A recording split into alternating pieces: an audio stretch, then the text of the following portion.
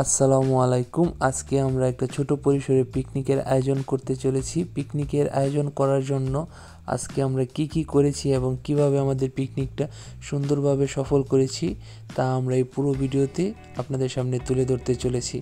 আজকে আমাদের পিকনিকে খাবারের মেনুতে ছিল চিকেন বিরিয়ানি, যা আমরা সবাই মিলে যত্ন সহকারে রান্না করেছি। চিকেন বিরিয়ানি রান্না করার জন্য যা যা প্রয়োজন তা সমস্ত কিছু আমরা প্রথমে রেডি করে নিচ্ছি।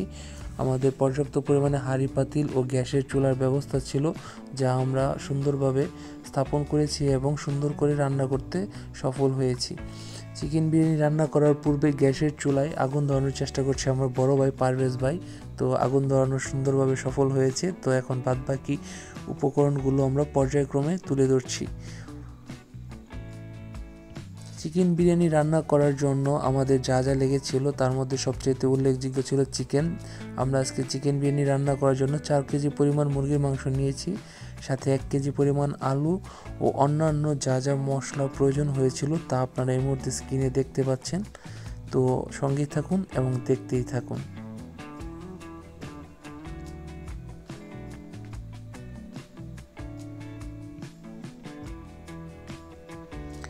চিকেন বিরিয়ানি রান্না করার জন্য প্রথমেই আমরা একটা হাঁড়িতে পর্যাপ্ত পরিমাণ তেল দিয়ে আলুগুলো ফ্রাই করে নেব, কারণ আলুটা সুন্দরভাবে ফ্রাই করা না হলে বিরিয়ানিতে তেমন একটা ভালো লাগে না। এই জন্য পর্যাপ্ত পরিমাণ লবণ আলুর সাথে মিশিয়ে পর্যাপ্ত পরিমাণ তেলে আমরা আলুটা ফ্রাই করে নিয়ে নিচ্ছি।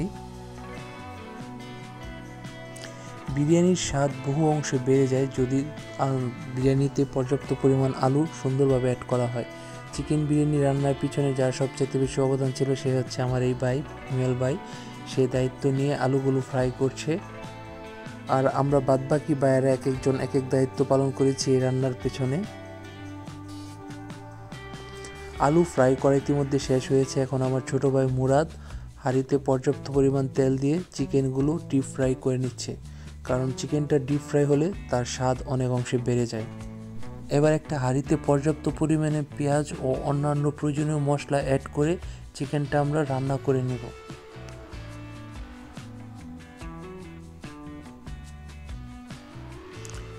চিকেনটা রান্না করার দায়িত্ব ছিল আমার ছোট ভাই মুরাদ দায়িত্ব নিয়ে এই চিকেনটা রান্না করেছে। রান্নার সম্পর্কে সাফরিন ও ফারাবি কি বলছে চলেন শুনে আসি তাদের মুখ থেকে।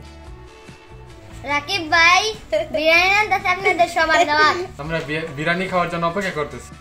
আমার বিশ্বাস বিরিয়ানি খুব সুস্বাদু হবে, আপনারা সবাই চলে আসবেন। আমাদের চিকেনটা রান্না করা হয়ে গিয়েছে। এখন পোলাও রান্না করার জন্য হাঁড়িতে পর্যাপ্ত পরিমাণ তেল ও পেঁয়াজ দিয়ে তার সাথে পোলাওয়ের চাল দিয়ে পোলাওয়ের চালটাকে খুব ভালোভাবে ফ্রাই করে নেব, যেন বিরিয়ানি একদম ঝরঝরে হয়। তাছাড়া বিরিয়ানি রান্না করার জন্য যা যা মশলা অ্যাড করা দরকার তা আমরা পর্যায়ক্রমে অ্যাড করছি, যা আপনারা ইতিমধ্যে স্ক্রিনে দেখতে পাচ্ছেন। আমার ছোট ভাই সাফরিন তার নিজ হাতে তেজপাতা অ্যাড করছে পোলাওয়ের চালের সাথে, যেন একটা সুন্দর ঘ্রাণ ছড়ায়। আমাদের আসলে বিরিয়ানি রান্নার টেস্ট কেমন হয়েছিল তার চাইতে আমরা সবাই একসাথে হয়ে বিরিয়ানি রান্না করেছি, এটা আমাদের খুবই একটা আনন্দের ব্যাপার ছিল।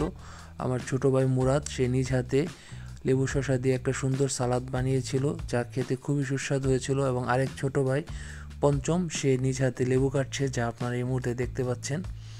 তো দেখতে দেখতে আমাদের বিরিয়ানি রান্না প্রায় শেষের দিকে হয়ে গিয়েছে। এখন আমার বড় ভাই পারভেজ ভাই সে বিরিয়ানিটা উল্টে পাল্টে দিচ্ছে, এবং আমাদের বিরিয়ানি খুবই পারফেক্ট হয়েছিল এবং ঝরঝরে হয়েছিল, যা আপনারা স্ক্রিনে হয়তো ভিডিও দেখে বুঝতে পারছেন। আমাদের আজকে বিরিয়ানি রান্নার পিছনে মূলত তেমন কোনো উদ্দেশ্য ছিল না, সবাই আমরা একসাথে একবেলা খাবো, আনন্দ সহকারে রান্না করব এবং একটা পিকনিক ফিল করব। এই ব্যাপারেই আসলে আমরা খুবই খুশি ছিলাম। এবং মুরাদ দায়িত্ব নিয়ে একসাথে সবাই খাওয়ার জন্য যা প্লেটগুলো প্রয়োজন তা এখন ধুয়ে ফেলছে।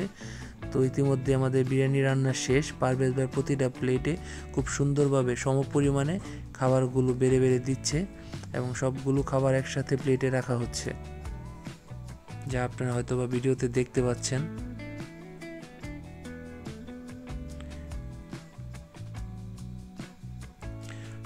এখন আমাদের সবগুলো প্লেট একসাথে সাজানো হয়ে গিয়েছে। প্রতিটা প্লেটে লেবু, কাঁচামরিচ ও শসা দেওয়া হচ্ছে এবং আমরা এখনই খাওয়া শুরু করব। ছোট ভাইয়েরা সবাই হাত ধোয়ার জন্য চলে গিয়েছে। তো আমাদের রান্না শেষ। আমরা মূলত 25 জন এই খাবারে অংশগ্রহণ করেছিলাম। সবাই বলেছে খাবার খুব ভালো হয়েছে এবং আনন্দ সহকারে সবাই এই খাবার খেয়েছে, যা আসলে সত্যি মনোমুগ্ধকর একটা ব্যাপার ছিল।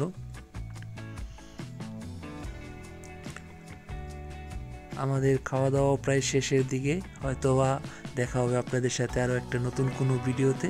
সেই পর্যন্ত আমাদের জন্য দোয়া করবেন যেন আমরা সবাই এমন ভালো থাকতে পারি এবং সুখী এবং আনন্দ থাকতে পারি। খুদা হাফেজ, আসসালামু আলাইকুম।